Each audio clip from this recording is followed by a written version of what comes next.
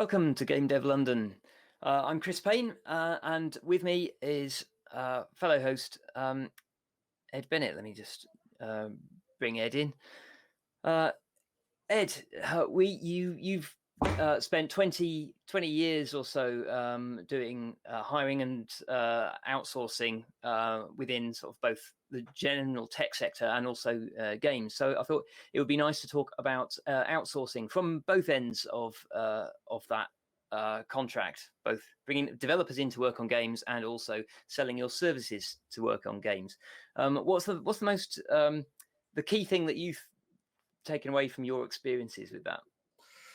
All right. Well, overall, okay. So it's just so historically, I've run development companies, and I've done a lot of outsourcing to. I've done a lot to Russia and India and a lot of countries where the labor is considerably cheaper than what we have in the UK, and that's sort of been how I built businesses and so how I've worked for clients, and that's been a really interesting, especially looking at it over 20 years. It's been an absolutely sort of fascinatingly changing sort of field, with some things working brilliantly and some things working really badly. But it's been a really big challenge to move that over into the gaming industry, primarily because everything is so it's a lot more subjective, where historically most of my career has been working with tools or building something that either works or it doesn't, and it's very, very clear. Mm-hmm. Where working in the game industry, if it works and if it works, doesn't mean it'll necessarily sell or anybody really wants it. So it's been a big shift to me moving from that side, but I'm sort of aware of the whole process, and I know. I mean, I can get into detail of what my process has become over the years, which I think is useful. But I mean, I also wanted to, because I now run a small company which sort of works as both hires people and works as a client, doing game development for companies. It's an interesting field to be in. But you're in a similar situation to me, aren't you, Chris? Now you're working on a relatively large IP, and you're running a remote team, but you outsource so much. Well, I'm doing a bit of both. I have done a fair bit of work for hire out of my studio while I was getting deals negotiated, and but I've also contracted in artists and developers to work on the game that we're developing. So I've been on both ends of it, only for the last 4 years or so, though. So, I mean, at the moment, because I suppose the first thing that's interesting is to talk about is okay. So with game dev, if you're hired for a small section of a game, like in one contract I have at the moment, I'm hired for one specific hero piece, for one specific monster. If you're hired for that, that's been quite nice because it's a relatively short scope, and it's an understood scope. Where on the other side, I'm hired to make a prototype for a rather small but nice IP. Make a prototype which is a huge scope, which is completely unspecified, and I think the biggest challenge that I found so different is from working in other industries is the client, figuring out how to deal with the client and their expectations. Okay. Because it's so. I mean, before you could when I was working on like web tools and servers and stuff like that, you could write a specification, and I would have some idea of how close that specification would be to the amount of work I would actually have to do. Where now with the clients that I'm working with, I've got little to no.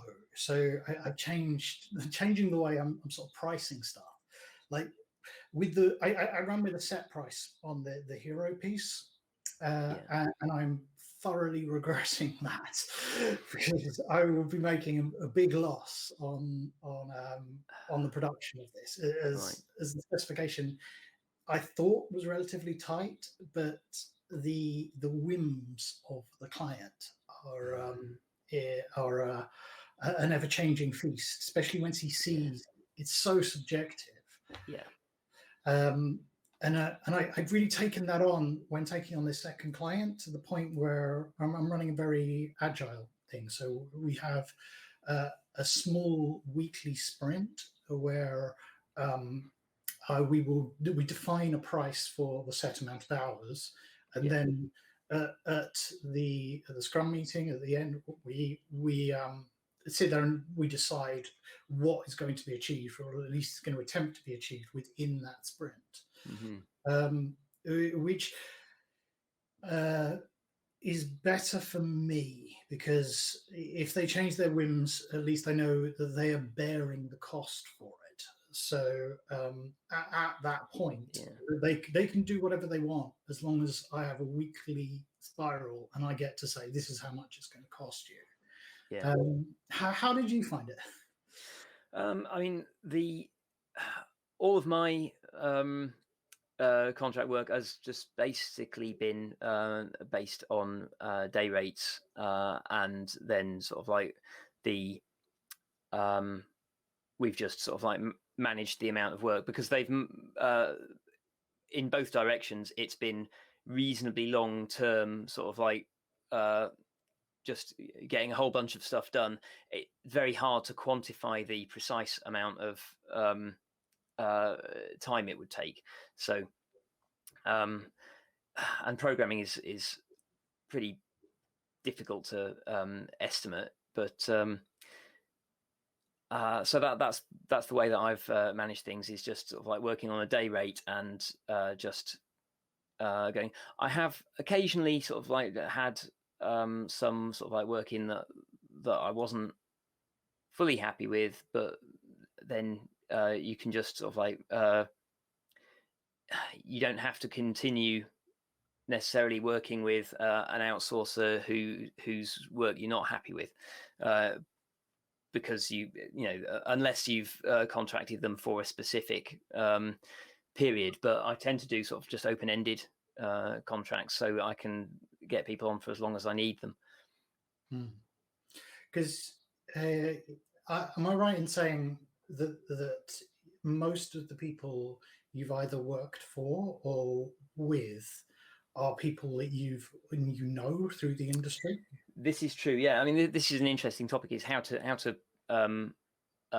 land contract jobs. Is an interesting topic in itself. Most of my work that I've done has been through networking, basically at shows, or just going around people that I know have a particular skill set, like Liam Neeson, and just hitting them up one at a time until one of them is available to help me out.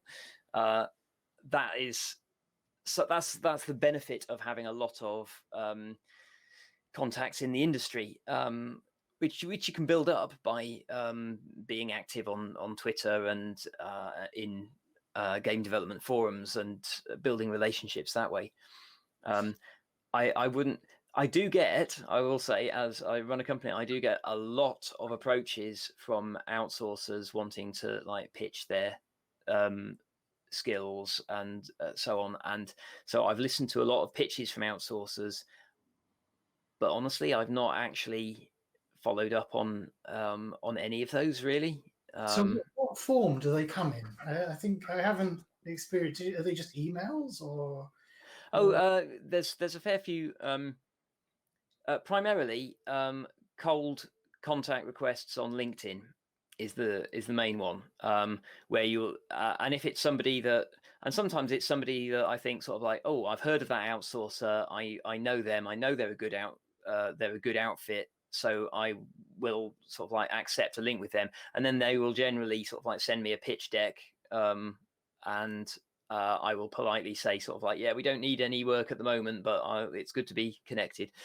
God, LinkedIn's awful at the moment. I just find myself muting. Just everyone wants yeah, to just mute everybody because some everyone. of some of them I have increasingly started to get a bit more ruthless about it, and unless it's someone that I have I was already aware of, it's just kind of like I can't accept links from every outsourcing studio on the planet, so and I feel like I have plenty now in my network, but also at trade shows like GDC or Gamescom, you will often get meeting requests from outsourcers who want to talk to developers and sort of like basically pitch their offering and so on. And that, generally that proceeds from a point where like they need money and they want you to hire them to do work. And as an indie studio, that can be difficult. Because most indie studios don't have a lot of money to throw around. So that said, there is a benefit to outsourcing some work over growing your team to tackle it all.